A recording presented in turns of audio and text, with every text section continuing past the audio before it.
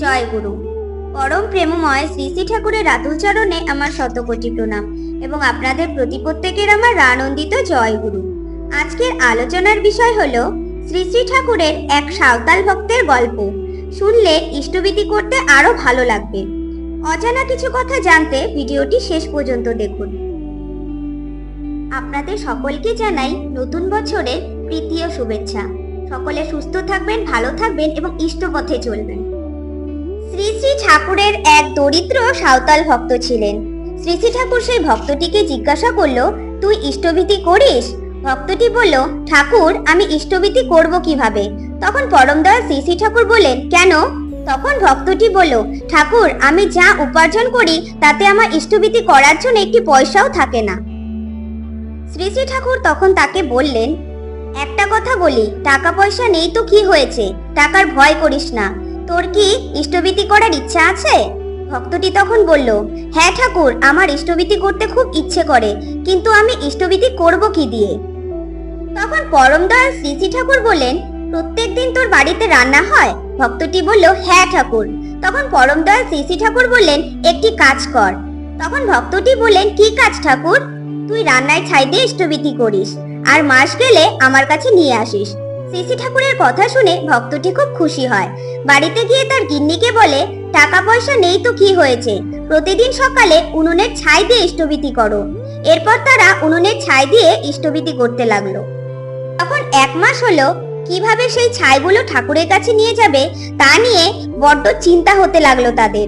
তখন সে কাঁদতে কাঁদতে শ্রী শ্রী ঠাকুরের কাছে গিয়ে বলল, ঠাকুর, আমি আপনার কথা মতো প্রতিদিন ছাই দিয়ে ইষ্টবিধি করেছি। প্রতিদিন ছাই দিয়ে ইষ্টবিধি করাতে অনেক ছাই জমেছে, কিন্তু আমি সেই ছাইগুলো নিয়ে কি করে আপনার কাছে আসব? যদি লোকে নিন্দা করে তাই নিয়ে আসিনি।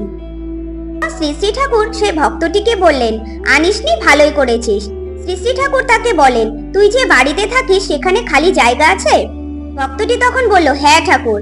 তাহলে ওই ফাঁকা জায়গায় মানকচুর চারা ছাইয়ের সঙ্গে পুঁতে দে। তখন ঠাকুর বলেন, তুই মানকচুর চারা কোথায় পাবি? আমি দিচ্ছি, তুই নিয়ে যা। তারপর শ্রী শ্রী ঠাকুর তাকে 100টি মানকচুর চারা দিল। তারপর ভক্তটি সেই চারাগুলো নিয়ে আনন্দের সঙ্গে বাড়ি চলে আসলো। ঠাকুরের কথা মতো মানকচুর চারাগুলোকে ছাইয়ের সঙ্গে মিশিয়ে পুঁতে দিল। ছাই লাগার কারণে মানকচু গাছগুলো তাড়াতাড়ি বড় হয়। এ যেমন তেমন মানকচু নয়, ঠাকুরের দেওয়া মানকচু। আর এটা যেমন তেমন ছাই নয়, যে ছাই দিয়ে ইষ্টবিধি রূপে ঠাকুরের চরণে দেওয়া হয়। দেখতে দেখতে 3-4 হাত করে মানকচু বড় হয়। তখন সে একটা মানকচু নিয়ে ঠাকুর বাড়ি যায়। ঠাকুর তখন তাকে দেখে খুব খুশি হয় আর বলেন, কি ব্যাপার? তখন ভক্তটি বললেন, আপনি আমাকে যা বলেছিলেন আমি তাই করেছি। তখন পরমদয়াল শ্রী শ্রী ঠাকুর বললেন, মানকচু তো আমার, ওই ছাইটিও আমার। তখন ভক্তটি বলেন, সব তোমার ঠাকুর, সব তোমার, আমিও তোমার। তখন শ্রী শ্রী ঠাকুর তাকে বললেন, তুই একটা কাজ কর, যেই মানকচু হয়েছে সে মানকচুগুলো তুই বাজারে গিয়ে বিক্রি করে দে। ওর থেকে যা পাবি সেই টাকা আমাকে দিতে হবে না। ওই টাকা দিয়ে তুই একটা ব্যবসা শুরু কর।